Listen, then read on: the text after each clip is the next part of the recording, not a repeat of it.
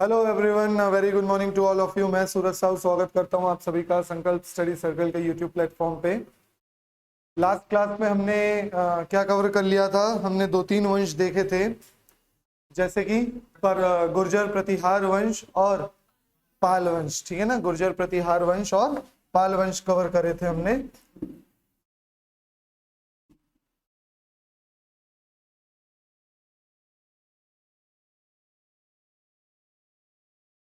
ये जो गुजरात वाला क्षेत्र है, यहाँ पे ये गुजरात वाले जो क्षेत्र है, यहाँ पे कौन हुआ करते थे? आपके गुर्जर प्रतिहार वंश। ठीक है ना, गुजरात वाले क्षेत्र में गुर्जर प्रतिहार वंश थे।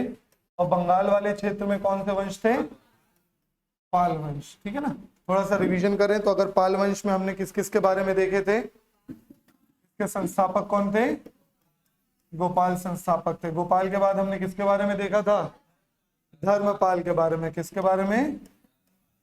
धर्मपाल के बारे में। धर्मपाल के बाद देवपाल। धर्मपाल के बाद हमने देखा था देवपाल के बारे में। और देवपाल के बाद हमने देखा था महीपाल के बारे में। और अंतिम शासक मदनपाल। अंतिम शासक किसको देखे थे हमने? मदनपाल। इनकी सारी इंपॉर्टेंट चीजें भी हमने देख ली थी। वहीं बात करें गुर्जर प्रतिहार की, ठीक है। अच्छा, इनकी राजधानी क्या हुआ करती थी? पाल वंश की क्या हुआ करती थी? मुंगेर। उदंतपुरी विश्वविद्यालय किसके द्वारा? ठीक है ना, विक्रमशिला विश्वविद्यालय धर्मपाल। उदंतपुरी कहाँ है? बिहार शरीफ। और विक्रमशिला विश्वविद्यालय भागलपुर, बिहार। चलो ठीक है। राजेंद्र प्रथम का युद्ध, बहुत बढ़िया, है ना। गुर्जर प्रतिहार की प्रारंभिक राजधानी कोई मिलती है क्या?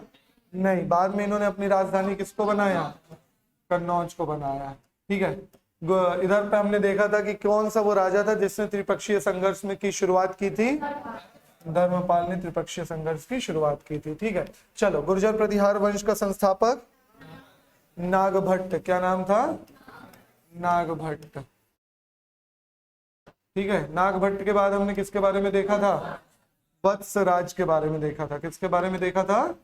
वत्सराज के बारे में देखा। वत्सराज के बाद हमने किसके बारे? बहुत बढ़िया, मिहिर भोज। ये मिहिर भोज अलग है, राजा भोज अलग है। भोज, राजा भोज ने भोपाल शहर की खोज की। मिहिर भोज के बाद हमने किसके बारे में देखा था? यशपाल के बारे में। किसके बारे में? यशपाल पाल वंश का नहीं है, इस वंश का अंतिम शासक है। ठीक है ना, क्लियर है ना। चलो आगे देखेंगे हम कि कौन से राजा ने त्रिपक्षीय संघर्ष में शुरुआत की थी। वत्सराज ने त्रिपक्षीय संघर्ष की शुरुआत कर दी थी। सबसे फेमस राजा मिहिर भोज सबसे प्रसिद्ध राजा था। ठीक है। चलो, हमने देखा था कि गुर्जर प्रतिहार वंश धीरे से क्या हो चुके थे? विलुप्त हो चुके थे, गायब हो गए थे। और पाल वंश की जगह पे ही कौन आ गया था? पाल वंश की जगह पे आ गए थे सेन वंश वाले आ गए थे। पाल वंश की जगह पे कौन आ गए थे? सेन वंश पे आ गए थे। तो नेक्स्ट हेडिंग डालो, सेन वंश। सेन वंश में केवल एक राजा के कारण हमें सेन वंश पढ़ना पड़ रहा है और एक ही राजा का नाम इंपॉर्टेंट है। हम देखेंगे सबका, लेकिन एक ही राजा का नाम इंपॉर्टेंट यहाँ देखने को मिलता है, सेन डायनेस्टी। ठीक है। संस्थापक, फाउंडर सामंत सेन। क्या नाम है फाउंडर का? सामंत सेन।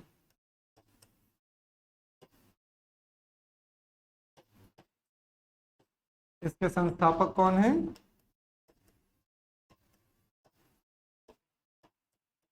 सामंत सेन। ठीक है। तो सबसे पहला फैक्ट जो हमें याद रखना है किसमें, सेन वंश में, वो कौन सा है कि सेन वंश के संस्थापक कौन है? सामंत सेन सेन वंश के संस्थापक माने जाते हैं। क्लियर हो रहा है। इसके बाद एक और राजा देखने को मिलते हैं, विजय सेन। उन्होंने उतना कुछ खास कार्य किया नहीं। दूसरे राजा का नाम क्या लिखोगे? विजय सेन। ठीक है ना, इनके बारे में कोई उतनी महत्वपूर्ण जानकारी नहीं है, उतने कोई खास काम किए नहीं है इन्होंने। तीसरे राजा का नाम वल्लभ सेन। वल्लभ सेन। तीसरे राजा का नाम क्या मिलता है? वल्लभ सेन। ठीक है। इनके समय की दो रचनाएं हैं। वो दो रचनाएं कौन सी हैं? मतलब दो किताबें हैं, समझ लो, दान सागर और अद्भुत सागर।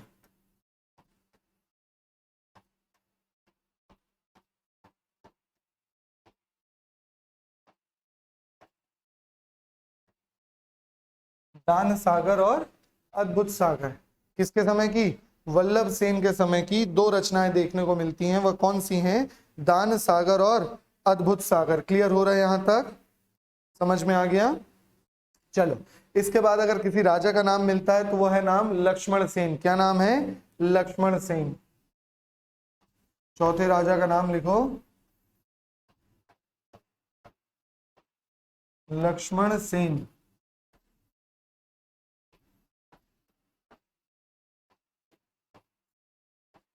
नेक्स्ट राजा का नाम आता है आपका लक्ष्मण सेन नाम आता है। ठीक है, इनकी रचना कौन सी है?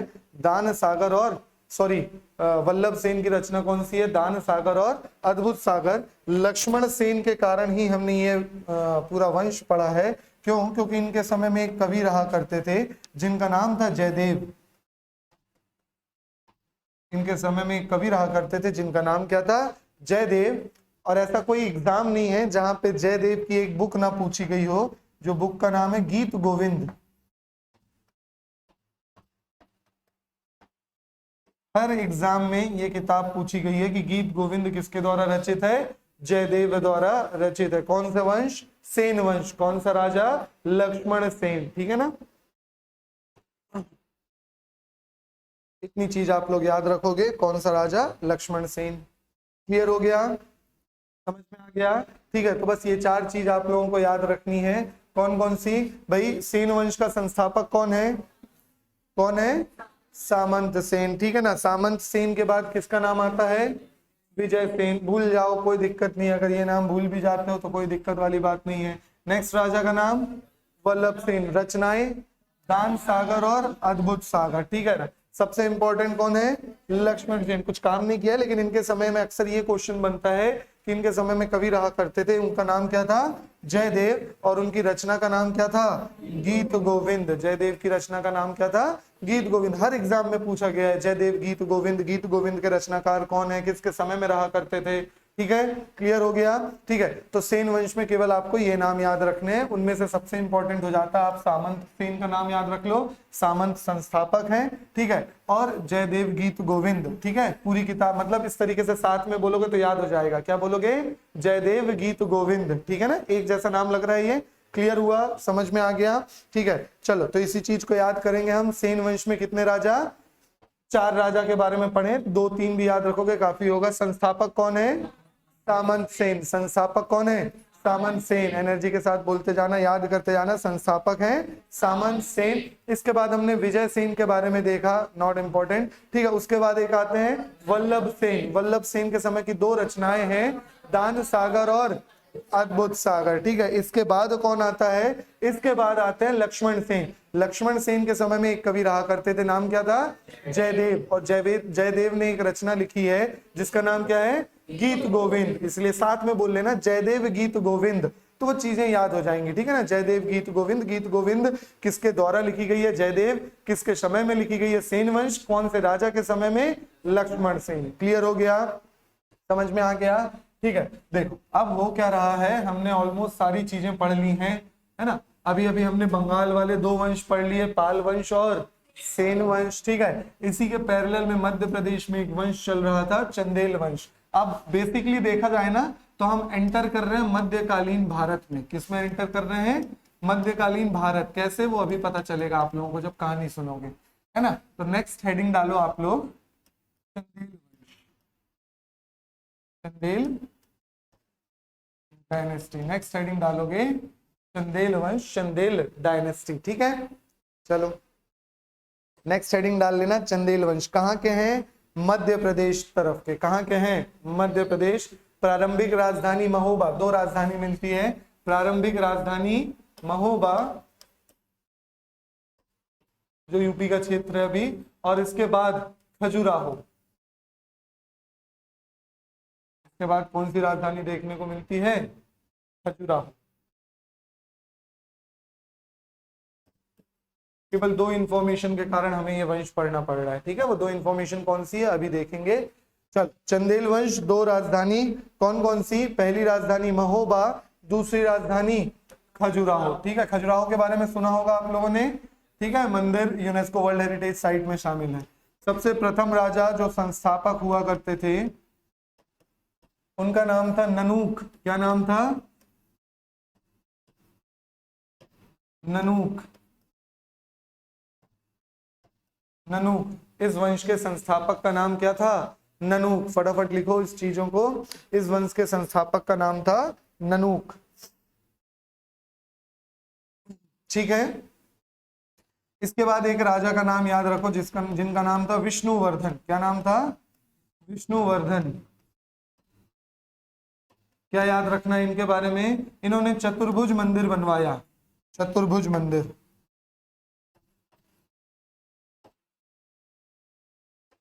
चतुर्भुज मंदिर का निर्माण किसका होगा? ये चतुर्भुज मंदिर विष्णु जी का। ठीक है ना, लॉर्ड विष्णु। नाम भी देखो उनका क्या है?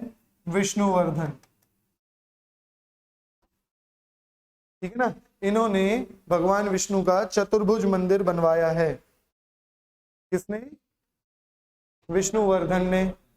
इन्हीं विष्णुवर्धन का नाम इन्हीं जगहों पे यशोवर्मन लिखा हुआ मिलता है। क्या मिलता है? यशोवर्मन। कहीं जगह वर्मन रहता है, कहीं वर्धन रहता है, तो ध्यान देना। इन्हीं का नाम क्या देखने को मिलता है विष्णुवर्धन का? यशोवर्मन। क्लियर हुआ? समझ में आ गया? ठीक है। कौन सा वंश देख रहे हैं हम? चंदेल वंश। कौन सा वंश है? चंदेल। कहाँ का है? मध्य प्रदेश। ठीक है। इंपॉर्टेंट क्यों है वो अभी समझ में आ जाएगा। ठीक है, थोड़ी देर बाद। चल, तो सबसे पहली इंपॉर्टेंट चीज आ रही है। नेक्स्ट राजा का नाम धग। नेक्स्ट राजा का नाम क्या है? धग। विश्व धरोहर सूची में शामिल कांदरिया महादेव का मंदिर किसने बनवाया? धग ने बनवाया। कांदरिया महादेव। कांदरिया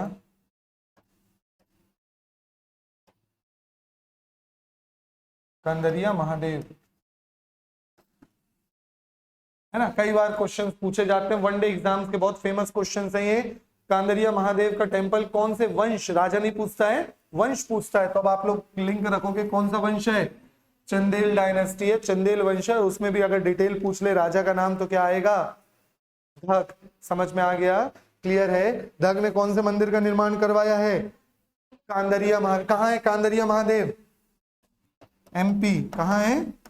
मध्य प्रदेश। ठीक है ना। कहाँ है कांदरिया? कांदरिया महादेव एमपी खजुराहो में है। क्लियर हुआ? समझ में आ गया? यहाँ पे नंदी की सबसे बड़ी मूर्ति पाई जाती है। नंदी जानते हो ना? हाँ, तो नंदी की सबसे बड़ी मूर्ति पाई जाती है। उतनी इंपॉर्टेंट नहीं है। नेक्स्ट चीज इंपॉर्टेंट क्या है? इन्होंने जल समाधि ले ली थी। क्या ले ली थी? जल समाधि। ठीक है, इन्होंने क्या ले लिया था? जल समाधि ले लिया था। मतलब अपने आप को जाके कहां पे? प्रयागराज में, इलाहाबाद में संगम होता है ना, गंगा यमुना सरस्वती का संगम। तो गंगा यमुना के संगम में इन्होंने क्या ले लिया था? जल समाधि ले लिया था। किसने? धग ने। ठीक है, तो इंफॉर्मेशन इतनी अभी पहली इंपॉर्टेंट इंफॉर्मेशन ही। अच्छा, इसके पहले वह कौन सा राजा था? बताओ, वह कौन सा राजा था जिसने जल समाधि लिया है? पलाश। हाँ, तो वो बहुत पहले पहुंच गए। थोड़ा वापस आओ। ठीक है, चंद्रगुप्त भी सही बोल रहे हो, है ना। हाँ, और महिपाल। सोमेश्वर ने लिया था। कब पढ़ लिया? महिपाल ने जल समाधि लिया। ठीक है, ठीक है, जबरदस्ती जल समाधि दिला दे रहे हो। ठीक है ना, है ना। तुंगभद्रा नदी पे किसने लिया था? सोमेश्वर। पर किससे परेशान होके? चोल वंश से, राज चोल से परेशान होके उसने जल समाधि ले ली। मतलब आत्महत्या कर ले। जल समाधि और आत्महत्या में एक ही चीज का डिफरेंस है, बस इसको धर्म से जोड़ दो, उसको परेशानी से जोड़ दो, बस। ठीक है ना, इतना ही डिफरेंस है और कुछ नहीं। दोनों ने सुसाइडी किया था बेसिकली। ठीक है, चलो। हमारे यहाँ धर्म के नाम से अगर किसी चीज को जोड़ दी जाए तो पता नहीं वो क्यों महान हो जाती है ना। जैसे अगर ये जल समाधि धर्म के हिसाब से ले लिया तो बहुत अच्छी बात है, किसी ने आत्महत्या कर लिया तो वो बुरी बात हो जाती है। ठीक है ना, आत्मदाह, है ना। चलो, ये सारी चीजें होते रहती है। आगे देखो, धक वाली चीजें याद रहेंगी। क्लियर हो गया? ठीक है, तो अभी तक हमने टोटल कितने राजाओं का नाम देख लिए? अभी तक हमने 3 राजाओं का नाम देखे। सबसे पहला इंपॉर्टेंट वंश सबसे पहला राजा याद रखना, ननूक। ननूक क्या था? संस्थापक था, ठीक है ना, संस्थापक के अलावा और कुछ नहीं, बस इतना याद रखोगे। यशोवर्मन या विष्णुवर्धन का नाम भूल भी जाओगे चलेगा, चतुर्भुज मंदिर, है ना। चल उसके बाद देखोगे कौन सा, धग, धग ने कौन सा मंदिर का निर्माण करवाया, कांदरिया महादेव, इंपॉर्टेंट है, ठीक है, हर वनडे एग्जाम्स में पूछा हुआ है। और क्या कर लिया इसने, प्रयागराज, कहां पे लिया है, प्रयागराज, इलाहाबाद, प्रयागराज, ठीक है, प्रयागराज में जाके इसने क्या कर लिया है, जल समाधि ले लिया है, ठीक है।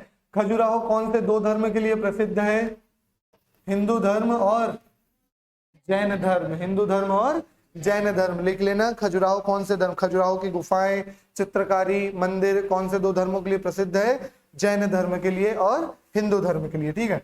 चलो अब मैं आप लोगों को बोल रहा हूं कि ये हमें पढ़ना क्यों पड़ रहा है, क्योंकि अब हम मध्यकालीन भारत शुरू करने वाले हैं, और जब मध्यकालीन भारत शुरू करने वाले हैं तब आप लोगों को एक चीज देखने को मिलेगी कि कुछ अरब लोग आए हैं, है ना, अरब से लोग आए हैं और यहाँ पर आक्रमण किए। उनमें से एक नाम मिलता है आपका महमूद गजनी का या महमूद गजनबी का, ठीक है, महमूद ऑफ गजनी का। तो उसने जब आक्रमण किया है तो एक राजा हुआ करता था जिसका नाम था विद्याधर। क्या राजा का नाम क्या था, विद्याधर। नोट डाउन करो इस राजा का नाम, मध्यकालीन भारत में दोबारा देखने को मिलेगा, तब याद आएगा कि कोई राजा हुए हैं, क्या नाम है, विद्याधर नाम है, ठीक है ना। चल अब होती है यहाँ की कहानी शुरू। तो महमूद ऑफ गजनी या महमूद गजनबी इनके समय में आया, बहुत प्रतापी राजा थे। इस समय के सबसे महत्वपूर्ण और सबसे इंपॉर्टेंट राजा कौन हुए थे, विद्याधर, ठीक है। जब गजनबी आया तो बहुत खौफ हो रहा था इनका, अरबी आक्रमणकारियों का बहुत ज्यादा, जितने भी ये मुस्लिम्स आ रहे थे इनका बहुत खौफ हुआ करता था। तो एक राजा हुआ करते थे गुजरात के, जिनका नाम क्या था, जयपाल। राजा का नाम क्या हुआ करता था, जयपाल, कहीं कहीं राज्यपाल भी रहता है ना, तो दोनों चीज याद रखना। तो जयपाल को तो ये पहले ही हरा चुका था, फिर उसके बाद एक और राजा हुए राज्यपाल, है ना, कौन हरा चुका था, गजनबी की बात कर रहे हैं। दोबारा कहानी मिलेगी आप लोग को मध्यकालीन भारत में, है ना।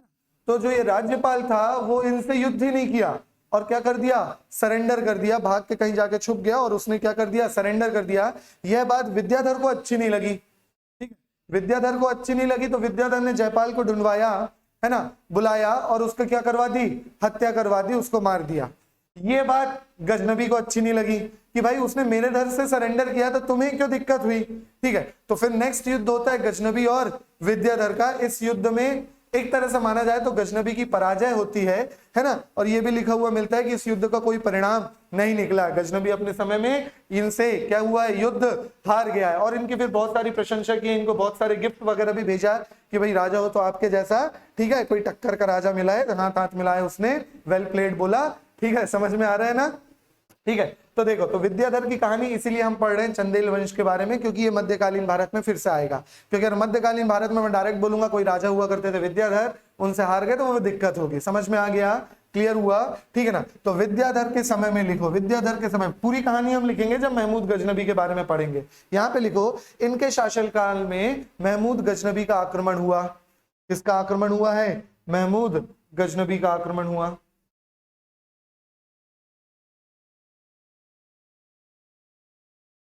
इनके शासनकाल में ही महमूद गजनबी का आक्रमण हुआ।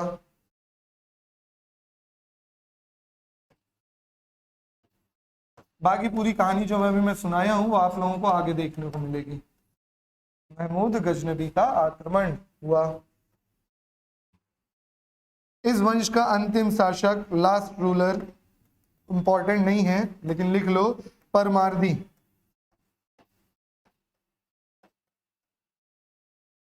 इस वंश का अंतिम शासक कौन था, परमार्दी।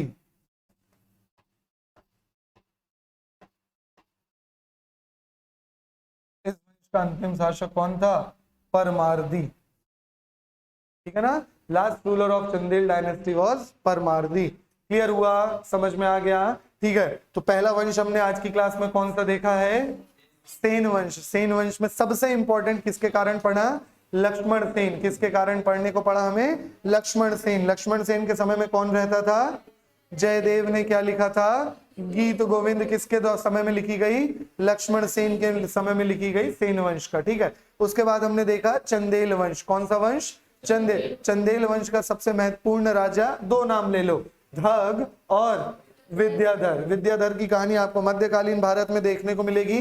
बेसिकली 800 से 1200 एडी का समय चल रहा है और ये सारी चीजें आप लोगों को दोबारा देखने को मिलेगी जब आप मध्यकालीन भारत में आओगे, क्योंकि इसी के समय में किसका आक्रमण हुआ है? महमूद गजनबी का आक्रमण हुआ है। 3 लोग हैं, मोहम्मद बिन कासिम, महमूद गजनबी और मोहम्मद गौरी। फिर तो कुतुबुद्दीन ऐबक से गुलाम वंश शुरू हो गया। ठीक है, चलो, तो इसी के समय में गजनबी का आक्रमण हुआ है और गजनबी हारा है एक तरीके से, किससे? विद्याधर से, और बहुत सारी भेंट दी है इनको, खुश होके कि वाह हरा दिया आपने मुझको। ठीक है, बहुत बढ़िया। चलो, क्लियर हो गया, यहाँ तक समझ में आ गया। अब इसी क्षेत्र में यहाँ पे उड़ीसा तरफ पूर्वी गंग वंश था। कौन सा वंश था? पूर्वी गंग वंश। पूर्वी गंग वंश। नेक्स्ट हेडिंग डालोगे ईस्टर्न गंग वंश। ईस्टर्न गंग डायनेस्टी। ठीक है ना, ईस्टर्न गंग डायनेस्टी है ना। इस तरफ क्या चल रहा था आपका? पूर्वी गंग वंश चल रहा था। कुछ नहीं याद रखना है, पूर्वी गंग वंश के समय में 3 मंदिर बने। कितने मंदिर? 3 मंदिर बने हैं। कौन कौन से? तो पहले याद रखोगे भाई, कोणार्क का सूर्य मंदिर। कौन सा मंदिर? कोणार्क का सूर्य मंदिर। लिखो फटाफट, कोणार्क सूर्य मंदिर किसके द्वारा बनवाया गया? नरसिंह प्रथम। नरसिंह प्रथम कौन से वंश का है? तो भैया पूर्वी गंग वंश का। नरसिंह से आप दूसरे पल्लव वंश में मत पहुंच जाना, ठीक है ना। कौन से वंश का है ये? कोणार्क का सूर्य मंदिर जो बनवाया गया है वो गंग वंश का है, पूर्वी गंग वंश का। ठीक है, और ये कहाँ के हैं? उड़ीसा के हैं इन लोग। नरसिंह प्रथम। कौन सा मंदिर? कोणार्क का सूर्य मंदिर। नेक्स्ट देखो पुरी। पुरी में कौन सा मंदिर है? जगन्नाथ का मंदिर। ठीक है, जगन्नाथ टेम्पल।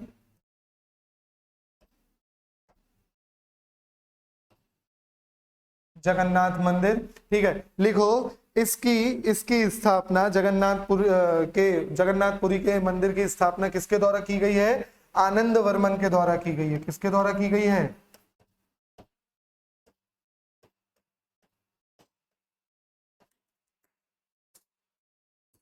ठीक है, इस मंदिर की स्थापना किसके द्वारा की गई है? आनंद वर्मन के द्वारा की गई है। क्लियर हुआ यहां तक? समझ में आ गया? ठीक है, यह मंदिर किसके द्वारा निर्माण किया गया है? आनंद वर्मन के द्वारा निर्माण किया गया है। ठीक है, नेक्स्ट लिखो भुवनेश्वर का लिंगराज मंदिर। भुवनेश्वर में एक और मंदिर है, कौन सा? लिंगराज मंदिर। भुवनेश्वर का लिंगराज मंदिर। इस मंदिर की स्थापना नरसिंह देव द्वारा की गई है। कभी पूछे नहीं गए क्वेश्चन, लेकिन मंदिरों से क्वेश्चन पूछ लिया जाता है, इसलिए बस हम देख रहे हैं।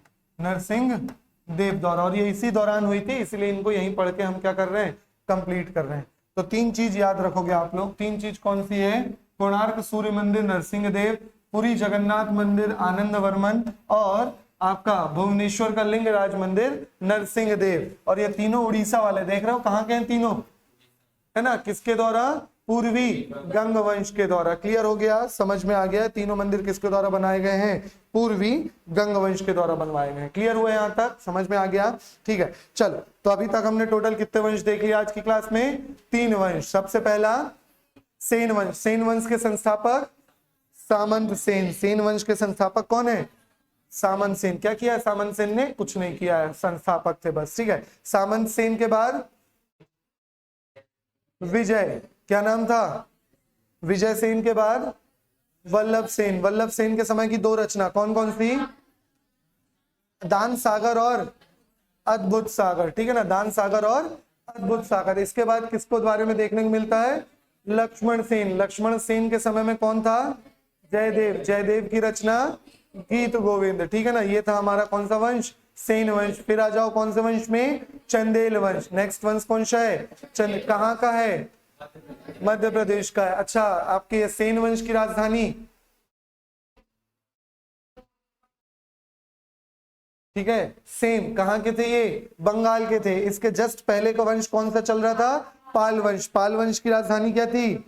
मुंगेर। पाल वंश की राजधानी क्या थी? मुंगेर। तो प्रारंभिक इनकी भी राजधानी क्या थी? मुंगेर। बाद में इन्होंने 1-2 राजधानी अपनी बदलते गए छोटे मोटे राजा लोगों ने। ठीक है, चलो फिर पाल वंश और सेन वंश के बाद हमने कौन से देखा, मध्य प्रदेश के चंदेल वंश के बारे में। और चंदेल वंश की प्रारंभिक राजधानी,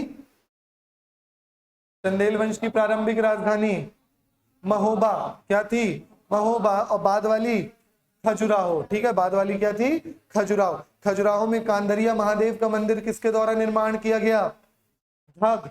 कांदरिया महादेव मंदिर, कांदरिया महादेव मंदिर किसके द्वारा निर्माण किया गया है, धग द्वारा। इस वंश का संस्थापक ननूक। इस वंश का संस्थापक कौन है, ननूक है। इस वंश का संस्थापक कौन है, ननूक। ननूक के बाद हमने किसके बारे में देखा था, यशोवर्मन या विष्णुवर्धन। इसने क्या बनवाया है, विष्णु जी का चतुर्भुज मंदिर बनवाया है, ठीक है ना, विष्णु जी का ये भी खजुराहो में ही है, विष्णु जी का चतुर्भुज मंदिर बनवाया है। इसके बाद हमने देखा था किसके बारे में, धग के बारे में। धग के बारे में जो इंपॉर्टेंट इंफॉर्मेशन थी वो हमने देख लिया। कौन सी इंपॉर्टेंट इंफॉर्मेशन थी कि भाई इसने खजुराहो में हाँ महादेव का मंदिर बनवाया है। कौन से महादेव का मंदिर बनवाया है, कांदरिया महादेव का मंदिर बनवाया है। यूनेस्को विश्व धरोहर सूची में ये शामिल है, ठीक है। और इसने प्रयागराज में जाके क्या कर लिया है, जल समाधि ले लिया है। धग के बाद कौन आता है, विद्याधर। विद्याधर के समय में किसका आक्रमण हुआ, महमूद गजनबी का आक्रमण हुआ है, ठीक है ना। महमूद गजनबी जीत गया क्या, नहीं, ठीक है ना। वैसे तो बोला जाता है कि हार गया, लेकिन कई जगह ये भी बोलते हैं कि भाई युद्ध बराबर का रहा, कोई परिणाम नहीं निकला, ठीक है। ठीक है, चलो लास्ट रूलर कौन था इसी वंश का, परमार्दी।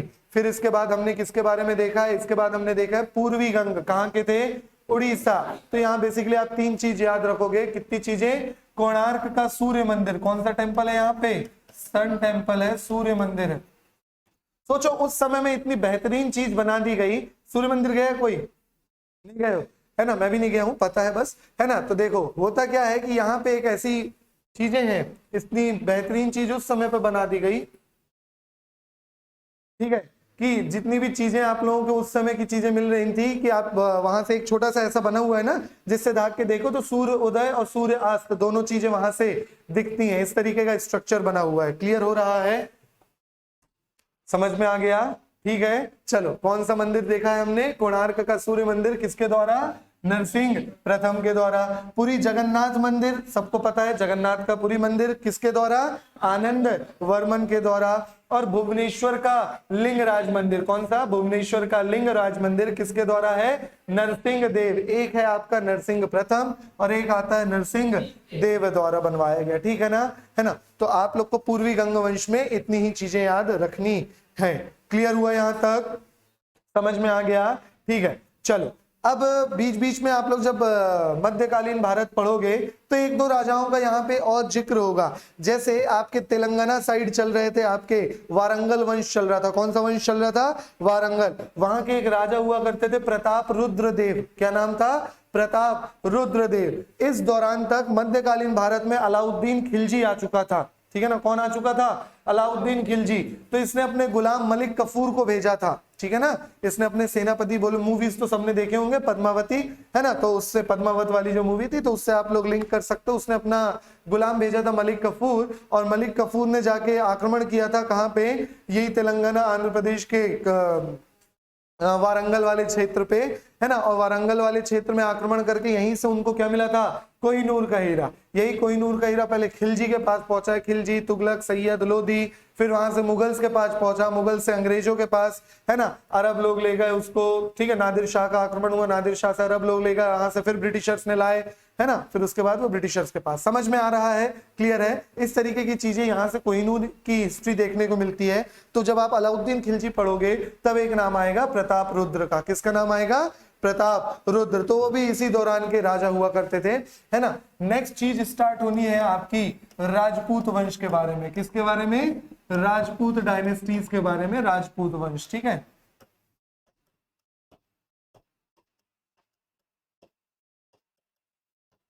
अब राजपूत वंश के बारे में जो आप लोगों को कहानी मिलती है ना, ठीक है, राजपूत डायनेस्टी, राजपूत वंश के बारे में जो कहानी मिलती है वो मिलती है चंद बरदाई की किताब से। चंद बरदाई से, कहां से, चंद बरदाई से, ठीक है ना। चंद बरदाई के हिसाब से इन राजपूत की उत्पत्ति हुई है अग्निकुंड से। कहां से हुई है, अग्निकुंड से। और इसने बताया है कि इस दौरान 4 राजवंश हुए। कितने राजवंश हुए? 4 राजवंश हुए। गुर्जर प्रतिहार, क्या हम गुर्जर प्रतिहार पढ़ चुके हैं? बिल्कुल पढ़ चुके हैं, ठीक है ना, गुर्जर प्रतिहार। दूसरा वंश देखने को मिलता है परमार वंश। दूसरा वंश देखने को कौन सा मिलता है? ये है प्रतिहार, ये है परमार, परमार वंश, ठीक है। तीसरा वंश चालुक्य, क्या हम चालुक्य के बारे में पढ़ चुके हैं? चालुक्य के बारे में भी पढ़ चुके हैं। और चौथा वंश मिलता है चौहान वंश। कौन सा वंश? चौहान वंश, ठीक है ना। चलो, जिसमें पृथ्वीराज चौहान वगैरह वाली चीजें आपको देखने को मिलेगी। चंद बरदाई इसी के समय के थे, इन्हीं के समकालीन थे, चौहान वंश के समकालीन थे। क्लियर हो गया? यहां तक समझ में आ गया? चल, है ना। तो हमने ऑलरेडी कवर कर चुका है किन 2 वंश को? हमने ऑलरेडी कवर कर चुका है गुर्जर प्रतिहार को और चालुक्य वंश को। थोड़ा सा देखेंगे परमार, थोड़ा ज्यादा सा देखेंगे चौहान वंश, ठीक है ना। चलो, तो नेक्स्ट हेडिंग डालो आप लोग, परमार वंश। नेक्स्ट हेडिंग क्या आएगी? परमार। समझ में आ रहा है क्या पढ़ रहे हैं हम और किस तरीके? हम मध्यकालीन भारत के मतलब प्राचीन भारत के अंतिम चरण में है और मध्यकालीन भारत समझ लो शुरू हो गया है ऑलरेडी, ठीक है ना। बस व्यवस्थित रूप से पढ़ना शुरू करना है। तो नेक्स्ट हेडिंग डालना परमार डायनेस्टी। नेक्स्ट हेडिंग डालो परमार वंश, ठीक है। इसके संस्थापक का नाम लिखो उपेंद्र। 2 राजा का नाम बस याद रखना है, परेशान होने वाली बात नहीं है। फाउंडर कौन है इस वंश के? पहले राजा कौन है? उपेंद्र। परमार वंश के पहले राजा कौन हो गए हैं? उपेंद्र हो गए हैं। दूसरे राजा का नाम याद रखो, राजा भोज। एक पढ़े हो आप लोग मिहिर भोज और एक है राजा भोज, ठीक है। मध्य प्रदेश में शासन किया है इन्होंने और इन्होंने ही भोपाल शहर की नींव रखी है, ठीक है ना। भोज ने ही क्या किया है? भोपाल शहर की नींव रखी है। इनकी राजधानी क्या हुआ करती थी? इनकी राजधानी हुआ करती थी मालवा।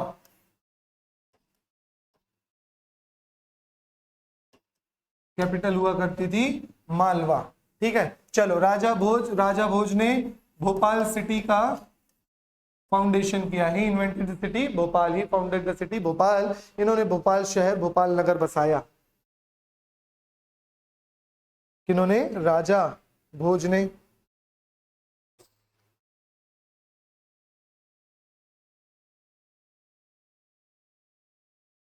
चलो, क्लियर हुआ? समझ में आया? तो बस 2 ही राजा का नाम याद रखो। पहले राजा का नाम क्या याद रखो? उपेंद्र। ये कौन थे? संस्थापक थे। कौन हुआ करते थे? ये संस्थापक हुआ करते थे। नेक्स्ट नाम याद रखो किसका? राजा भोज का, ठीक है ना। इन्होंने भोपाल शहर बसाया था। तो आप लोग को हल्का हल्का एक लिंक मिल जाएगा बस कि इस दौरान ही क्या चल रहा है आपका? परमार वंश चल रहा है। अब परमार वंश के बाद की अगर बात करें कि परमार वंश के बाद कौन आया, तो परमार वंश के बाद ऐसा नहीं, कोई सीक्वेंस नहीं है, ये चारों वंश चल रहे हैं। नेक्स्ट चीज रहेगी किसके बारे में? चौहान वंश के बारे में। नेक्स्ट चीज किसके बारे में आती है? चौहान वंश के बारे में। यहां से आप लोगों को 2 कहानियां देखने को मिलेंगी। 2 मित्र हैं, कौन कौन है? पृथ्वीराज चौहान और इन्हीं के मित्र हैं, फ्रेंड है, कौन? चौहान बोल लिया जाता है, चौहान शुद्ध तरीके से बोलते हैं तो चौहान बोलते हैं, ठीक है। ये बस यही वाली चीजें तो है, तो वह चौहान बोला जाता है ना। तो चौहान, ठीक है, समझ रहे हो ना। बस इस तरह, कहीं चौहान लिख दिए, चौहान लिख दिए, ठीक है। चल, तो नेक्स्ट किसके बारे में है? पृथ्वीराज चौहान के बारे में है। कई किताबें आप लोग को ना भी लिख देती है, लेकिन ज्यादातर आपको यही देखने को मिलता है, पुरानी जगह पे चौहान देखने को मिलता है। इसी का तो अभी आप लोग हिंदी पढ़ोगे, बहुत सारी चीजों की तो आधुनिकीकरण कर दिया है, ये बदल के हर जगह तो ये आ गया है, ठीक है ना। जहां जहां ये चलता था वहां वहां क्या आ गया? ना आ गया। तो पुरानी जगहों पे ये देखने को मिलता है।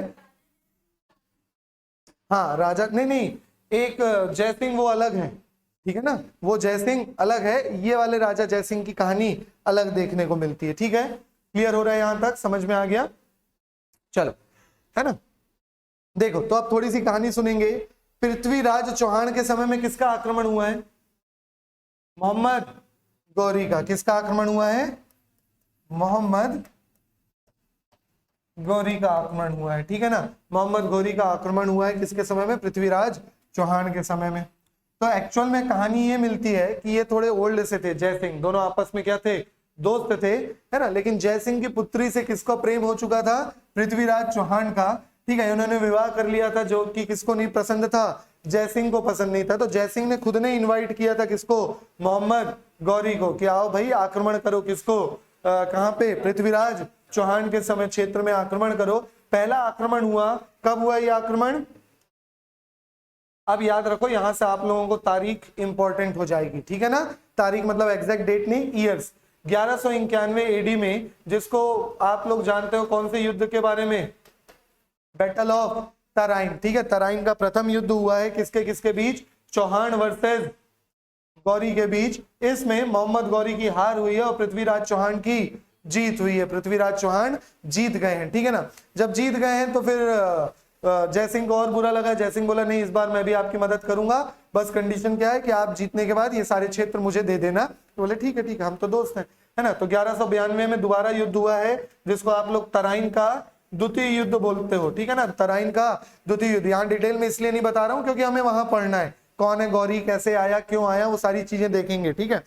तराइन का द्वितीय युद्ध हुआ है और द्वितीय युद्ध में पृथ्वीराज चौहान हार गए किसके कारण से? जय सिंह के धोखे के कारण से, क्योंकि जय सिंह इनके दोस्त हुआ करते थे एक टाइम पे और इनको सब कुछ पता था। जय सिंह को सारी चीजें पता थी, पृथ्वीराज चौहान के लड़ने की टैक्टिक्स, छुपने का अड्डा, या जो भी जिस भी तरीके के वॉर टैक्टिक्स होते हैं वो सारी चीजें पता थी। और मोहम्मद गौरी जीत गया, पृथ्वीराज चौहान हार गए। फिर जय सिंह ने बोला लाओ भाई मेरा क्षेत्र मुझे दे दो, है ना। यही तो डील हुई थी कि आप हराओ चले जाना, मैं जीतूंगा तो मुझे दे देना। तो मोहम्मद गौरी बोले काय को दे? तो जय सिंह बोला अरे अपन दोस्त थे ना। बोले तुम अपने दामाद के नहीं हुए तो हमारे दोस्त के कैसे हो गए? समझ में आ रहा है ना, वो तो तुम्हारा दामाद था, है ना। तो मोहम्मद गौरी बोला हम नहीं दे रहे। तो इस कारण से एक और युद्ध हुआ, 1193-94 बोला जाता है, 93 से 94, बेसिकली 94। कौन सा युद्ध? Battle of Chandawar. कौन सा युद्ध? Battle of Chandawar. किसके किसके बीच? अपने आप कहानी समझ में आती चली जाएगी। तो ये कहानियां चलेंगी, है ना, डिटेल में। किस में चलेंगी? मध्यकालीन भारत में ये सारी कहानियां देखने को मिलेंगी। क्लियर हो रहा है? ठीक है। तो इतनी इंफॉर्मेशन याद रखनी है आप लोगों को। किस चीज की? इतनी इंफॉर्मेशन याद रखनी है आप लोगों को मध्यकालीन भारत की, ठीक है ना। तो ये वाली चीजें आप लोग की शुरुआत हो जाती है किसकी? मध्यकालीन भारत की। चलो एक इंफॉर्मेशन है भाई ऑनलाइन वाले बच्चों के लिए। इंफॉर्मेशन क्या है कि आप लोगों के अभी तक एंशिएंट हिस्ट्री की जो क्लासेस चल रही थी वो किस हिसाब से चल रही थी? जो एंशिएंट हिस्ट्री की क्लासेस चल रही थी वो यूट्यूब में सारी क्लासेस फ्री ऑफ कॉस्ट चल रही थी। अब जो क्लासेस चलेंगी वो संकल्प स्टडी सर्कल के एप्लीकेशन में चलेंगी, ठीक है। मध्यकालीन भारत से जो क्लासेस चलेंगी वो कहां चलेंगी? संकल्प स्टडी सर्कल के एप्लीकेशंस पे चलेंगी, ठीक है। तो बात यह है कि जो हिस्ट्री वाली क्लासेस हैं और ज्योग्राफी दोनों बैच स्टार्ट हो रहे हैं, दोनों बैच पेड हो जाएंगे, है ना। इंडियन जनरल स्टडीज का एक कंप्लीट बैच चल रहा है आप लोगों के लिए। तो ऑनलाइन वाले बच्चों के लिए एक बेनिफिट ये है कि भाई इंडियन जो जिनको भी कंप्लीट जीएस करना है वो यहाँ से कंप्लीट जीएस की तैयारी कर सकते हैं। हिंदी की क्लासेस मंडे से शुरू होंगी। हिंदी की क्लासेस कब से शुरू होंगी? मंडे से शुरू हो जाएंगी, ठीक है। और साथ ही साथ आप लोगों की 2 क्लासेस और चल रही हैं। 2 क्लासेस कौन सी चल रही हैं? एक चल रही है हिस्ट्री की। कौन सी क्लासेस चल रही है? ज्योग्राफी की और हिस्ट्री की क्लासेस। ज्योग्राफी की क्लासेस डेली शाम को चल रही है, कितने? 7 से 8। और हिस्ट्री की क्लासेस जो अभी चल रही थी, जिसमें मैंने कंप्लीट एंशिएंट हिस्ट्री करवा दी, जो चल रही थी आपकी मॉर्निंग 9 से 10 में, है ना। मॉर्निंग 9 से 10 में ये सारी क्लासेस अब पेड रहेंगी, एप्लीकेशन पे होंगी, जिनकी फीस 1500 रुपए है। लेकिन अभी स्टार्टिंग प्राइस इसकी केवल 600 रुपीज, कितनी है? 600 रुपीज है, 599 रुपीज है। जिनको भी चाहें, जो भी चाहते हैं अगर आगे कंटिन्यू करना तो यहाँ से जाके परचेज कर सकते हैं। और हिंदी की भी क्लासेस चलेंगी। हिंदी की क्लास की प्राइस मेरे ख्याल से 899 है, एक बार आप लोग चेक कर लेना। और ऑफर ये है कि जो लोग भी अगर कंप्लीट इंडियन जीएस का बैच परचेज करना चाहते हैं, जिसमें आपके कौन कौन से सब्जेक्ट रहेंगे? आपका संविधान चलेगा, हिस्ट्री चलेगी, ज्योग्राफी चलेगी। ज्योग्राफी में आपकी इंडियन एंड वर्ल्ड ज्योग्राफी के साथ साथ मैपिंग भी करवाई जाएगी, ठीक है। और ज्योग्राफी के बाद आर्ट एंड कल्चर, एनवायरनमेंट, पर्यावरण, इंटरनेशनल ऑर्गेनाइजेशंस, इकोनॉमिक्स, ये सारे सब्जेक्ट कराए जाएंगे, जिसकी फीस है 5,000 रुपीज। जिसकी फीस कितनी है? 5,000 रुपीज। लेकिन अभी इसकी फीस 5,000 ना होके 2,499 रहेगी, और उसमें भी एक कोड बना हुआ है फर्स्ट 30 स्टूडेंट्स के लिए। ये फीस केवल 1899 है। फर्स्ट 30 स्टूडेंट्स के लिए फीस कितनी रहेगी? केवल 1899 है। तो आप लोग वहां से जाके ये सारी चीज क्या कर सकते हैं? परचेज कर सकते हैं। मध्यकालीन भारत की एक क्लास केवल यूट्यूब में आएगी, बाकी सारी क्लासेस किस में आएंगी? एप्लीकेशन में आएंगी। आप लोग संकल्प स्टडी सर्कल को डाउनलोड करके और दिए गए नंबर्स पे, इन नंबर्स पे किसी भी तरीके की इंफॉर्मेशन ले सकते हैं। अगर नंबर ना दिख रहा हो तो मैं आप लोगों को डिटेल में नंबर लिख सकता हूं, है ना। इस नंबर पे कॉल करके आप सारी इंफॉर्मेशन ले सकते हो। चलो, तो मिलते हैं आप सभी से नेक्स्ट क्लास में। तब तक के लिए goodbye, take care, keep learning. हमने अपना प्राचीन भारत पूरी तरीके से कंप्लीट कर लिया है। प्राचीन भारत में इसके अलावा कुछ नहीं बचता, बाहर से कहीं से क्वेश्चन नहीं आएगा। कुछ लिस्ट प्रोवाइड करनी है जो मैं आप लोगों को प्रोवाइड करवा दूंगा, ठीक है। अब से जो नेक्स्ट क्लास होगी वो एक क्लास बस आप लोग की कहां पे होगी? मध्यकालीन भारत की यूट्यूब में होगी, बाकी फिर सारी क्लासेस एप्लीकेशन में होंगी, ठीक है। चलिए, गुड बाय।